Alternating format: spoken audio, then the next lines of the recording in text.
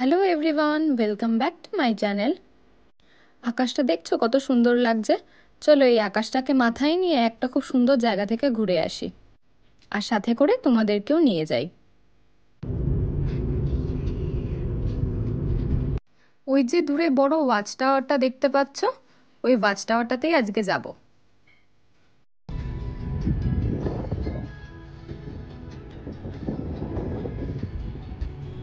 ওখানে যাওয়ার আগে আমাদের টিকিট কেটে নিতে হবে। বড়দের 400 ইয়েন আর ছোটদের 200 ইয়েন।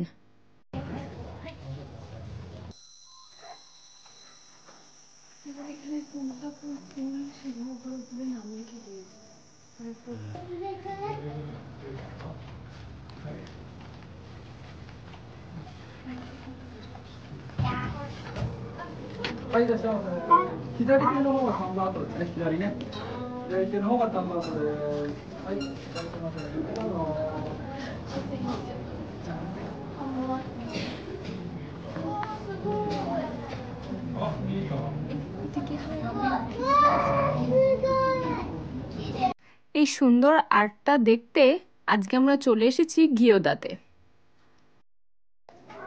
এই যে এখানে তোমরা আর্টগুলো দেখতে পাচ্ছ, এই আর্টগুলো যদি তোমরা ভালোভাবে দেখো, দূর থেকে দেখলে মনে হবে যেন এখানে কোনো না কোনো কালার দিয়ে করা হয়েছে, কিন্তু যদি একটু ভালো করে দেখো বা এখানে যা যা লেখা আছে সেগুলো পড়ে যতটা বুঝতে পারলাম যে এখানে কোথাও একটু কম কালো ধান দিয়ে করা, কোথাও একটু সবুজ মানে বেশি সবুজ ধান দিয়ে করা, দিয়ে এত সুন্দর একটা ওরা আর্ট তৈরি করেছে। প্রত্যেক বছর বিভিন্ন আলাদা আলাদা আর্ট ওরা বানায়।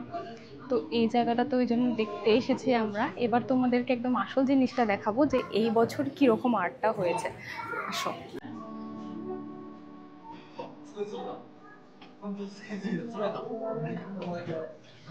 দেখো কিরকম সুন্দর আর্টটা করেছে। আর তিনটে কিন্তু একই, মানে পুরো মাঠটা জুড়ে কিন্তু তিনটে একই রকম থিমের করা। আমাদের তো মনে হচ্ছে এটা হয়তো হানাবি নিয়ে করা।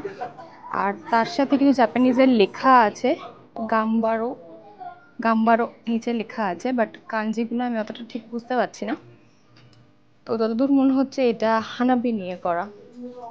দারুণ থিম, অসাধারণ। এরপর দেখো যে নিচের দিকে অনেক মানুষ আছে যারা একসাথে ছবি টবি তুলছে। এবার আমি একেবারে ওই জায়গাটাতে গিয়ে তোমাদেরকে দেখাবো যে ধানগুলো তারা কীরকম ভাবে আর কি সুন্দরভাবে সাজিয়েছে, যে এত সুন্দর একটা আর্ট তৈরি হয়েছে। ডে 1 থেকে ওরা যখন কাজ শুরু করেছে তখন যেভাবে ওরা সবাই মিলে কাজটা শুরু করেছে সেটার কিন্তু খুব সুন্দর কয়েকটা ছবির মাধ্যমে ওরা বুঝিয়ে দিয়েছে। একদিকে পুরো একদম সবুজ যে ধান ক্ষেত সেইটা, আবার মাঝে কালো।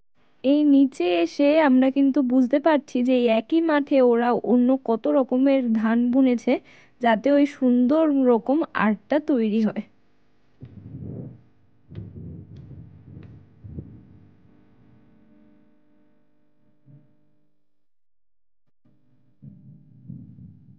কত সুন্দর এখানে পদ্ম ফুলের গাছ,